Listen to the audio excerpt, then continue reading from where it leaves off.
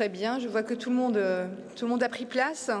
Je propose de passer maintenant à notre table ronde sur la digitalisation et je laisse la parole à Gaëtan qui va modérer cette thématique avec l'ensemble de ses orateurs.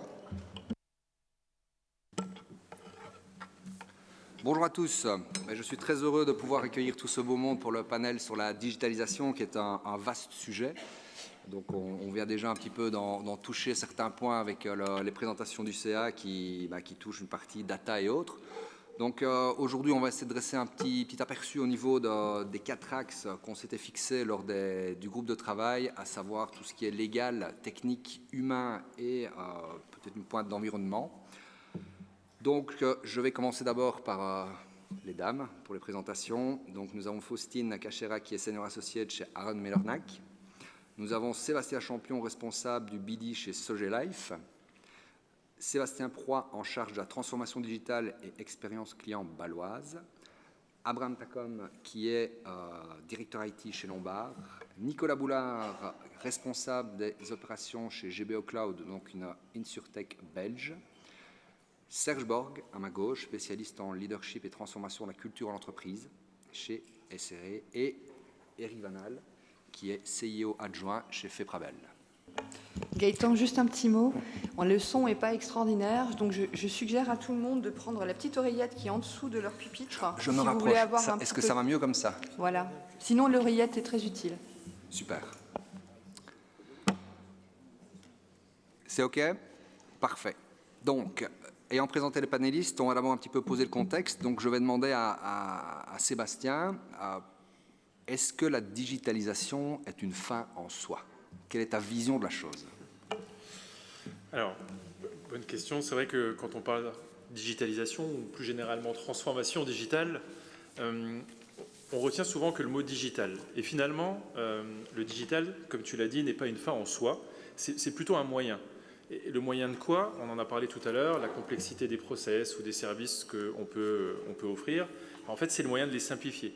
Simplifier, et à travers ça, c'est simplifier la vie de nos clients, de nos employés et des intermédiaires avec lesquels on travaille, que ce soit les agents ou les courtiers. Et en fait, c'est pour cela qu'il ne faut pas voir la transformation digitale que comme du digital, mais avant tout comme une stratégie orientée client, satisfaction client. Et c'est pour ça que c'est important cette notion, parce que finalement, la transformation digitale, elle touche à toute l'entreprise. Elle touche au niveau du process, des technologies, des indicateurs, de l'organisation, du change management, de la culture.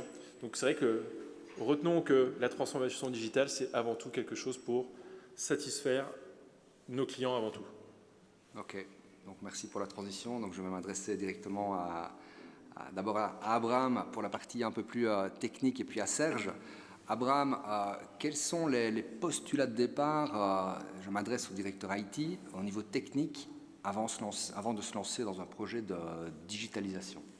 Alors, la toute première chose qu'il faut préciser, c'est que la transformation digitale transforme le business.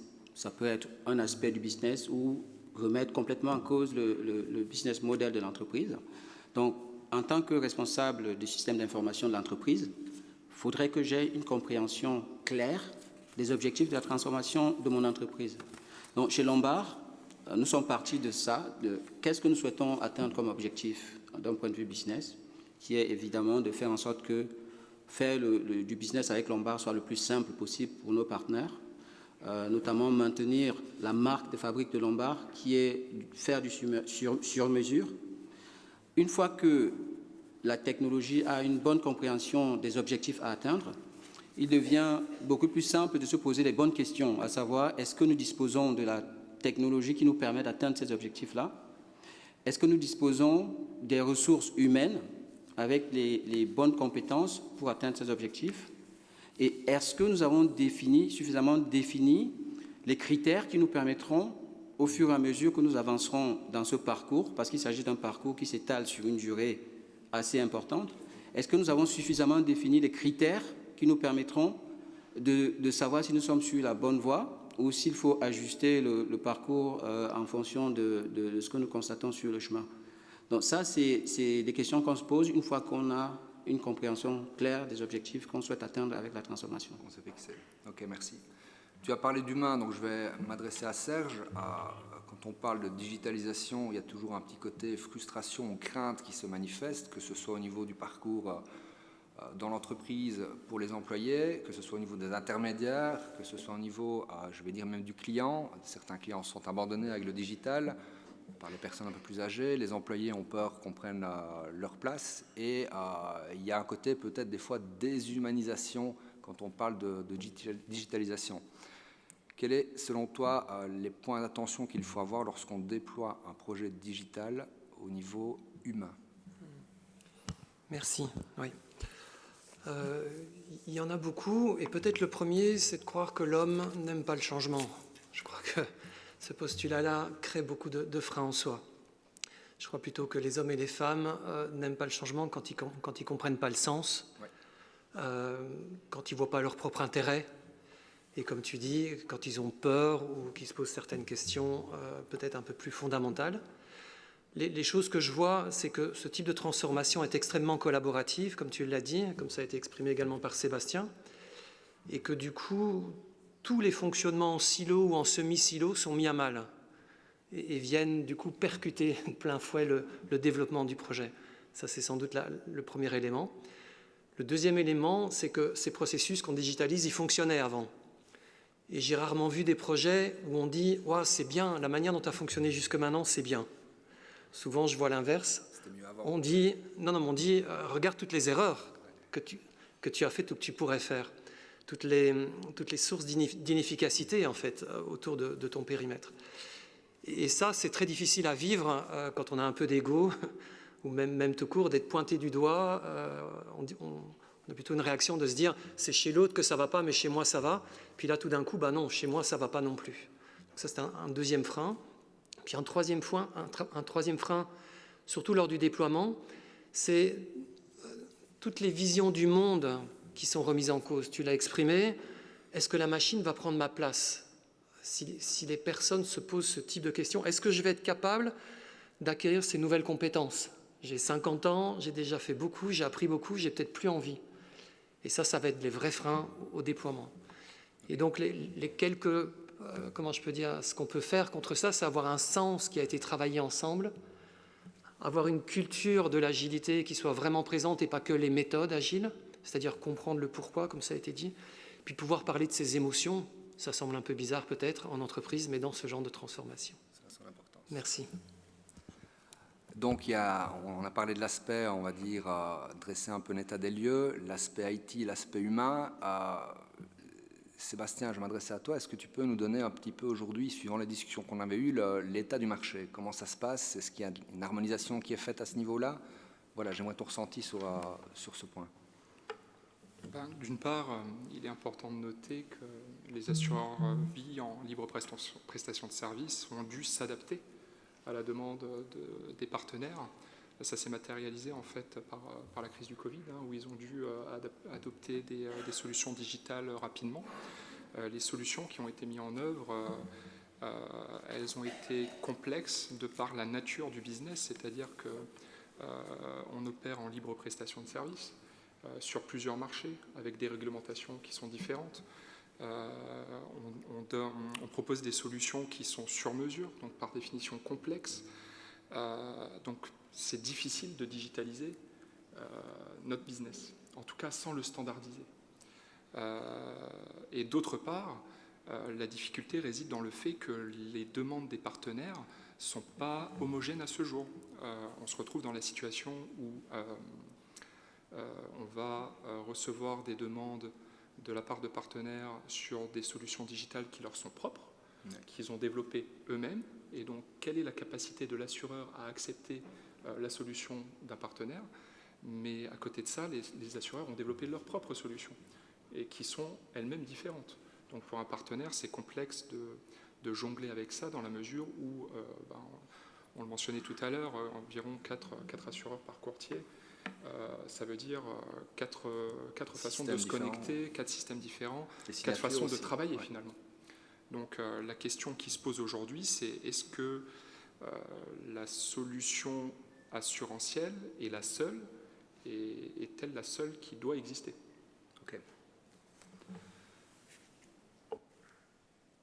Nicolas, on parle souvent donc quand on parle ici, c'est vrai que chacun travaille un peu de son côté, essaye de faire au mieux, de pouvoir servir ses clients. Donc fatalement, chaque assureur veut servir ses clients dans un premier temps, puisque c'est son core business et sa première source de revenus. Après, on parle souvent de standardisation de la donnée, qui est un peu l'essence de la digitalisation. Il y a tout un tas de normes sur le marché aujourd'hui, Télébib, Pénélope, pour n'en citer que deux. Quel est l'avantage d'avoir une standardisation, si je prends l'exemple du marché belge, où c'est normé et quelque chose est arrêté? Donc ici, je pense qu'il y a 4 avantages qui ressortent vraiment d'avoir une norme et qui prouvent que cette donnée doit absolument être structurée. Et donc c'est ce que Sébastien disait tout à l'heure. Il y a des assureurs qui fonctionnent de plein de manières différentes. Alors il n'y a pas de souci, mais à un moment, il faut s'entendre. Il faut revenir à un seul et même endroit, et ça s'appelle la structure et la donnée structurée. Donc il y a 4 avantages principaux. Le premier, c'est d'accroître la qualité du travail et des relations humaines. En réduisant le travail administratif, ça permet véritablement d'accroître la qualité de ces relations humaines. En 2022, personnellement, je ne connais aucun courtier qui aime faire de l'encodage tous les mois de différents montants dans son logiciel de gestion, par exemple, ou en cas de sinistre, un courtier qui doit chercher des informations ou alors des documents pour aider un client. On veut passer plus de temps sur les relations. La deuxième chose, c'est le deuxième avantage d'une donnée qui est structurée, c'est de réduire le papier. C'est bon pour l'environnement, c'est bon pour les coûts. J'étais chez un assureur encore pas plus tard que la semaine dernière. Il me disait « moi j'ai à peu près 3000 documents, rien que comptables, à digitaliser ce mois-ci. » à envoyer ce mois-ci, et je ne sais pas les digitaliser. Donc qu'est-ce qui se passe? Tout est envoyé par la poste. En 2022, moi j'ai halluciné quand j'ai ouvert des grands yeux comme ça, j'espère que vous aussi. Il me disait qu'en plus son coût est de 7,50 € par envoi, mais vous imaginez vers où on va. Donc il y a un impact environnemental et un impact au niveau des coûts. Combien parmi vous d'ailleurs aiment le digital et aiment réduire quand même le papier? Levez un petit peu la main, qui rêverait de ça? Je vois quand même pas mal de mains qui se lèvent. Hein. Donc ça fait plaisir. Merci beaucoup. Donc réduire le papier, c'est bon pour l'environnement. On peut demander aux assureurs, tant qu'ils sont là, qu'ils arrêtent de nous envoyer les certificats de commission et autres. Thierry Flamand sera content aussi. Comme ça, on aura ça par un mail et digitalisé. Donc ce sera beaucoup plus simple. Donc, la digitalisation, elle est bonne pour tout le monde, surtout quand on a des bonnes datas. Voilà, tout à fait. Donc un troisième avantage, c'est évidemment de rencontrer les obligations légales. Il n'y a rien à faire. Quand vous avez un contrôle, vous ne voulez pas passer du temps à chercher après les informations, à devoir contacter les assureurs donc en tant que courtier pour savoir il me manque tel document, tel document, tel document. Non, si tout est à jour dans votre base de données, dans votre logiciel de gestion, le contrôle, il sera beaucoup moins stressant. Et puis, un quatrième aspect, un quatrième avantage d'une donnée structurée, c'est véritablement de pouvoir procéder à des analyses. Là aussi, récemment, j'étais chez un souscripteur en Belgique et qui me disait avoir connu des problèmes de rentabilité à un moment. Eh bien, il a fait des recherches et tout ça, ça a été possible grâce à des analyses. Il a pu résoudre les problèmes de rentabilité de son entreprise grâce aux analyses et grâce aux données effectivement qui circulaient. Et ça vaut aussi pour les courtiers. Donc, je dirais, pour résumer, c'est que effectivement, cette donnée structurée a une importance capitale. J'espère qu'on y arrivera au Luxembourg, évidemment. Et j'aimerais aussi insister sur le fait que la technologie doit vraiment être au service, je dis bien au service, du cœur de métier des courtiers, c'est-à-dire le conseil, l'accompagnement des clients finaux. Merci. Merci. Eric, la politique belge ne fait peut-être pas des envieux. Par contre, au niveau du courtage, il y a des avancées en la matière qui sont quand même significatives. C'est un marché qui est très digitalisé, qui est, on va dire, dominé par le courtage. Est-ce que tu peux un peu justement nous dresser un aperçu du marché belge au niveau du courtage? Merci Gaëtan. Bonjour à tous. Permettez-moi d'abord d'excuser notre présidente et notre CEO Patrick Cohert qui, pour des problèmes d'agenda, ne peuvent pas être présents avec nous aujourd'hui. Alors effectivement, je veux partager avec vous l'expérience qu'on a sur le marché belge et qui remonte quand même déjà aux années 80, où les premières tentatives de digitalisation ont vu le jour avec des terminaux à l'époque, hein, comme on appelait ça. Et donc, on vit quand même quelque chose d'assez particulier chez nous, puisqu'on vit vraiment dans un écosystème où tout le monde contribue à enrichir et à faire fonctionner cet écosystème de manière efficace. Et ayant pour conséquence de donner d'ailleurs au courtage une part de marché prépondérante, puisqu'on est à plus de 50% de part de marché en matière de distribution d'assurance en Belgique.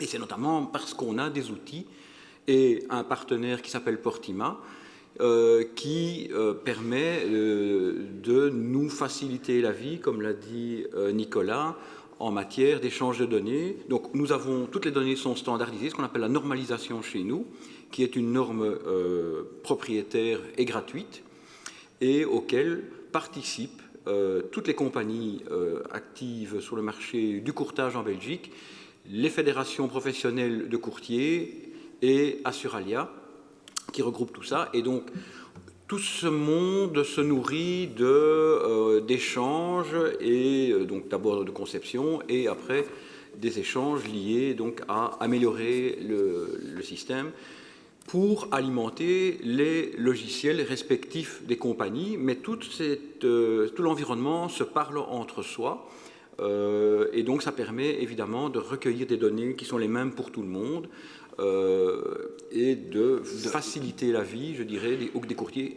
Pardon. Vous utilisez la norme, je pense, Télébib du côté belge, qui était la norme adoptée par toutes les compagnies d'assurance, qui vous permet donc d'avoir, pour ceux qui ne connaissent pas, Portima, un portail commun, on va dire, où les données sont injectées, je vais dire, par les courtiers pour les compagnies et les compagnies pour les courtiers.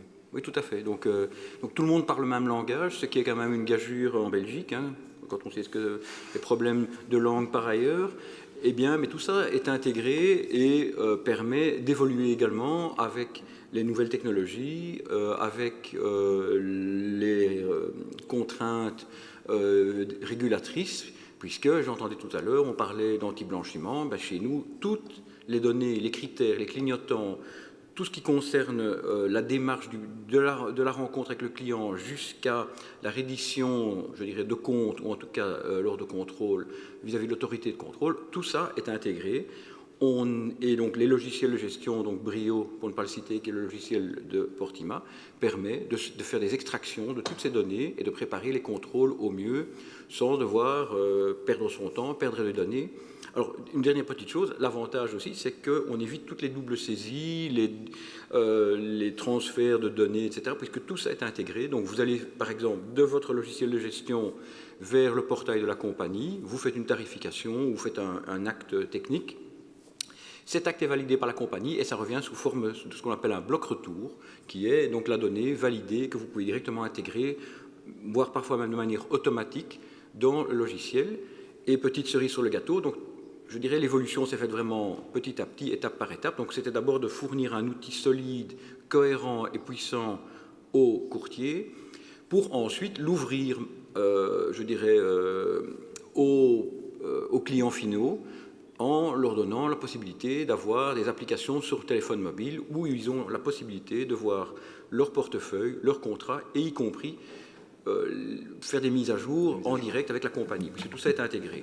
Donc vraiment un parcours client, enfin un parcours client courtier, un cycle de vente raccourci, des erreurs, une diminution des erreurs, et le client final, je vais dire, ne se retrouve pas avec 10 tokens différents pour pouvoir utiliser ces applications. Alors, si je peux juste ajouter une petite chose par rapport à ce qu'on parlait de... Petite, hein, parce qu'on a encore du monde qui doit parler, attention. Donc, une toute petite chose encore pour rebondir sur ce que Nicolas disait par rapport à la gestion du papier. Ben, il faut savoir qu'avec MyBroker, donc selon l'application courtage en Belgique, eh bien, le client reçoit ses documents sous format PDF et a la possibilité de les signer directement avec une signature électronique autorisée. Et j'ai, juste pour la petite anecdote, relevé les derniers chiffres qui étaient disponibles. Donc on a eu 323 500 signatures sur un délai d'un an depuis la mise en œuvre de la signature électronique sur MyBroker. Et donc, pour vous donner une idée, sur 3263 bureaux actifs, 1409 bureaux donnent déjà la possibilité de transmettre des documents et les faire signer de manière tout à fait légale et sécurisée via l'application. Donc, ça aussi, il faut savoir que le courtier a la possibilité d'ouvrir complètement ou pas du tout MyBroker et de le paramétrer suivant ce qu'il a envie que le client puisse faire et puisse voir. Je vais devoir passer la parole à Voilà. Faustine, parce que tu as parlé de légal, et Faustine a des choses à dire, parce que suivant la discussion qu'on a eue ensemble, donc, le volet légal doit être un garde-fou, mais aussi un facilitateur pour la digitalisation. C'est ce qu'on avait un petit peu défini lors de nos échanges. Donc, doit-on légiférer plus ou moins, revoir la copie sur certaines choses, je pense aux données médicales, où là, il y a encore un petit flou qui s'instaure. On a parlé également de la signature digitale, donc je t'écoute. Oui, alors, effectivement, quand on parle digitalisation, on a envie de dire tout va être plus simple et on a envie de faciliter la vie de tout le monde. Et comme vous disiez juste avant, finalement, ça facilite la vie des clients, ça permet d'aller plus vite, d'avoir plus d'échanges, mais à quel prix? Moi, j'ai deux points juridiques aujourd'hui que je voulais aborder parce qu'évidemment, il y a une multitude de problématiques juridiques qui sont attachées à la digitalisation. Mais aujourd'hui, puisqu'on vient de parler de signature électronique, je voulais juste attirer l'attention sur le fait que toute la digitalisation du process contractuel doit être faite avec la plus grande précaution. Notamment parce qu'une signature, pour être considérée comme valable en vertu du droit luxembourgeois, elle doit remplir un certain nombre d'exigences légales. Toute signature électronique ne va pas forcément être considérée comme valable. Elle doit remplir un certain nombre de critères. En outre, sans rentrer dans le détail des critères qui doivent être remplis, mais pour que le document soit valablement, ne soit pas ensuite challengé par votre contrepartie, il faut vraiment qu'il soit valablement signé. Ensuite, au niveau de la conservation du document en tant que tel, c'est très bien d'avoir des documents électroniques, mais encore faut-il pouvoir maintenir l'intégrité du document en tant que tel à travers le temps. Donc si aujourd'hui on est certain de la technologie qu'on a mis en place pour signer nos documentations, il faut s'assurer que cette technologie sera viable tout au long de la durée de vie du document. Aujourd'hui, on garde les documents pour 10, 20, 30 ans en fonction de la relation contractuelle. Il faut s'assurer que tous les moyens techniques sont mis en place pour la conservation et éviter que l'intégrité du document soit remise en cause. Ça, c'est le premier point. Et le second point, effectivement, au niveau des données, parce qu'on parle beaucoup de données, utiliser des outils digitaux pour conserver toutes ces données, pour faciliter l'accès des gens à leur espace, à avoir leur contrat, etc. Tout ça, ça engendre énormément de traitement de données à caractère personnel. Et là, évidemment, tout le monde connaît le règlement général sur la protection des données, donc je ne vais pas vous faire l'affront de vous le représenter et de rentrer dans le détail de toutes les considérations et de toutes les obligations qui incombent à toute entreprise qui traite des données. Mais en matière de données médicales, il y a vraiment des mesures complémentaires qu'il faut mettre en place. N'importe quelle entreprise ne peut pas traiter des données médicales. Et en s'agissant d'une assurance, c'est vrai qu'en vertu du droit luxembourgeois, on avait un régime sous l'emprise de notre ancienne loi en protection des données de 2002 qui avait instauré une possibilité pour les entreprises dans le secteur de l'assurance de traiter les données médicales. Aujourd'hui, avec le RGPD, cette exception n'existe plus. Il est obligatoire d'avoir le consentement de la personne concernée. Il n'y a pas d'autre base de légitimité qui semble être appropriée aujourd'hui. Il y a un projet de loi qui est en train d'être discuté, enfin du moins qui a été déposé il y a quelques temps, en 2019, et qui est toujours en discussion, qui avait vocation à introduire en fait une nouvelle base de légitimité qui pourrait faciliter la vie des entreprises du secteur à ce niveau-là. Parce qu'aujourd'hui, demander un consentement en gardant à l'esprit que ce consentement n'est pas le même que celui qui est demandé en matière de secret professionnel, évidemment, voilà, c'est de la paperasse en plus. En gardant à l'esprit que consentement, il y a certaines conditions également à remplir, il doit être clair, il doit être précis, il doit être spécifique. En gardant à l'esprit qu'il y a les considérations signature électronique. Donc voilà, tous ces enjeux-là, je pense qu'on doit encore revoir effectivement notre copie et peut-être voilà, nous adapter. Le droit va toujours un peu plus lentement que la technologie, c'est normal, mais voilà, s'adapter à toutes ces innovations technologiques en tout cas. Merci. Sans passer outre, il y a également l'aspect cybercriminalité qui aujourd'hui est un volet vraiment important puisqu'on essaie de digitaliser au maximum et de fait là, il y a des sérieux problèmes à ce niveau-là. Certains assureurs d'ailleurs maintenant ne souhaitent plus assurer ou font marche arrière et certains États même demandent de ne plus payer les rançons qui sont demandées par les hackers et autres. Donc en parallèle, c'est vrai qu'il y a beaucoup de sujets. Ok. Tout à fait. Questions-réponses, je regarde Nathalie, est-ce qu'on est bon? On a encore un petit peu de temps, oui, on tient, voilà, il nous reste 3-4 minutes. Donc je vous propose de faire un question-réponse si vous en avez. Bonjour, Lorenzo Stipulante, KPMG. On parle de digitalisation, de temps en temps, j'entends plus de la dématérialisation, mais est-ce que vous connaissez un exemple de digitalisation du conseil personnalisé du courtier? Très bonne question. Peux-tu préciser? Donc, bon, IDD, le Customer Journey, prévoit qu'on doit identifier les needs and requests du client, oui. Ensuite trouver des offres éventuellement suffisantes dans le marché, les proposer au client, le client fait son choix, et nous devons ensuite assurer le client que son choix est adéquat par rapport à ses needs and requests. Ce process est celui qui est très lourd ou est le plus coûteux pour le courtier. Est-ce qu'il est possible de le digitaliser? En avons-nous des exemples? Alors, si je me réfère à la Belgique pour utiliser justement ce logiciel Brio, un gros travail est fait, donc toute une partie du process est digitalisée. Après, il reste toujours un contact humain qui doit être fait et pour terminer, je vais dire le cycle, mais là, Eric, peut-être peux-tu nous toucher un mot là-dessus?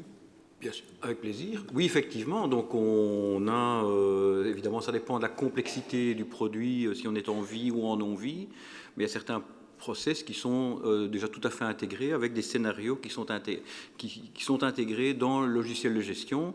Tout simplement, au départ la transformation d'un client en prospect. Donc, il y a tout un scénario, notamment anti-blanchiment, pour établir son profil d'emblée, savoir par exemple si cette personne est une personne politiquement exposée par ailleurs, par exemple son identité, sa profession, etc., si on ne tombe pas dans les clignotants déjà en matière d'anti-blanchiment.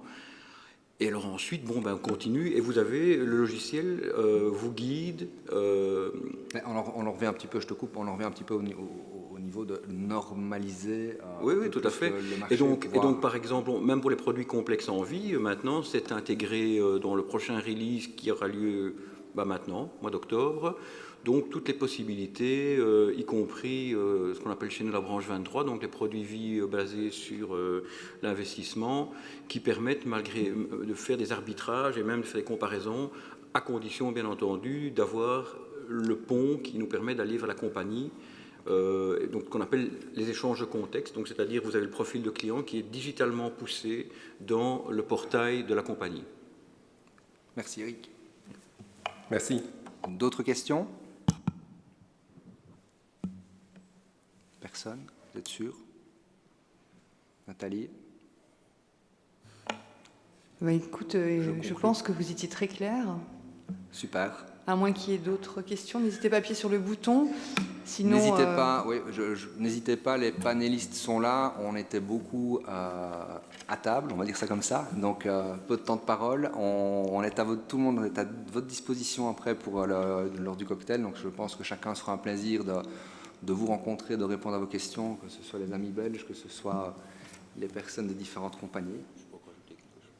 Je vous avais dit qu'il parlait beaucoup. Et n'hésitez pas à contacter l'APCAL pour toute question, parce qu'on a un groupe de travail donc, qui est même splitté en vie et non-vie. Donc on essaie d'avancer tous ensemble. Le temps que vous quittiez la table, je propose qu'on accueille Marie Péchon, du commissariat aux assurances, qui va nous parler des règles de conduite. Il y avait Nathalie, il y avait Eric qui voulait parler.